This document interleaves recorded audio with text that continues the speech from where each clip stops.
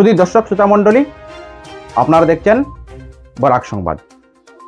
এই মুহূর্তের একটি গুরুত্বপূর্ণ সংবাদ নিয়ে আপনাদের সম্মুখে উপস্থিত আমি খয়রুল। রাতে বৃষ্টির সকালেও বৃষ্টি, আয়োজনে কোনো খামতি ছিল না, কিন্তু বৃষ্টি উল্টো রৌদ্রের প্রখর হতেই উপচে পড়ে ভিড় লোকের কারণ্য আশ্রম চত্বর। ভক্ত সমাগম টেকাতে হিমশিম খেতে হয়েছে আশ্রম কমিটিকে।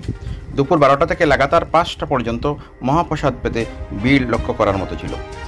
108তম প্রভুপাদ শ্রী শ্রী রাধারমণ গোস্বামীজির তিরোদান তিথি উৎসব নানা কার্যসূচির মাধ্যমে উদযাপিত হল বাড়িগ্রামে। শ্রী শ্রী গোপালজিউ, শ্রী শ্রী রাধা বিনোদজিউ, শ্রী শ্রী রাধারমণজিউ আশ্রমে প্রভুপাদের তিরোদানের তৃতীয় উৎসবের সূচনা হয় রবিবার শুভ দিবসের মাধ্যমে। সোমবার ছিল প্রভুপাদের তিরোদান উৎসব।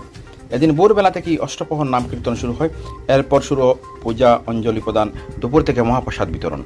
এবারের নাম সুধা পরিবেশন শ্রী সম্প্রদায়, গৌরহরি সম্প্রদায়, রাধারানী সম্প্রদায়, শিবশক্তি সম্প্রদায়। সন্ধ্যায় প্রভুপাদ শ্রী শ্রী রাধারমণ গোস্বামীজির শ্রীমন্দিরে উপাসনা শুরু হয় এবং রাত 10টায় উপাসনা সমাপ্ত হয়। এদিন উৎসব প্রসঙ্গে বলতে গিয়ে আশ্রম পরিচালনা সমিতির সম্পাদক তরুণ চৌধুরী বলেন, চারিদিকের বন্যার প্রভাব কিন্তু সব সমস্যাকে পেছনে ফেলে প্রভুর আশীর্বাদ নিতে দূর দূরান্ত থেকে ভক্তের সমাগম দেখার মতো।